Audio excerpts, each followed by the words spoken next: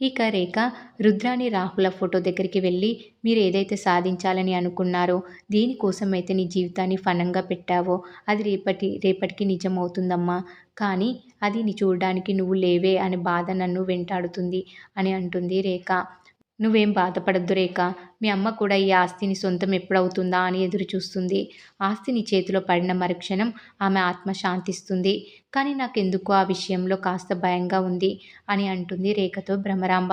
ఇప్పుడేమైంది అని రేఖ అంటే, అందరినీ పార్టీకి పిలిచి ఆ పార్టీలో సంతకం పెట్టిస్తానని అంటున్నావు. ఆ పార్టీలో సంతకం పెట్టనని ఇందు అంటే ఏం చేస్తావు? ఆ అపర్ణదేవి తెర వెనుక ఉండే ఏదో చేస్తుంది. నాకు తేడా కొడుతుంది అని అంటుంది భ్రమరాంబ. దానికంత సీన్ లేదు వదినా. దానికి అన్ని వాళ్ళ అమ్మ పోలికలే వచ్చాయి. ఆస్తులు అంతస్తుల కంటే బంధాలు బంధుత్వాలకే ఎక్కువ విలువనిస్తుంది. ఇద్దరి ముసలి ప్రాణాలు మన చేతిలో ఉన్నంత వరకు అది తోక జాడించదు. అయినా ఇది కావ్యల ధైర్యవంతురాలు కాదు. దీని ప్లేస్‌లో కావ్య ఉంటే నువ్వు చెప్పింది నమ్మేదాన్ని. ఆ ఇందులో ధైర్యం రావాలంటే ఆ కావ్యకి ఉన్నంత ధైర్యం కావాలి. నేనున్నాననే తోడు కావాలి. అది జరిగే పని కాదు కాబట్టి నువ్వు ప్రశాంతంగా ఉండు అని అంటుంది రేఖ.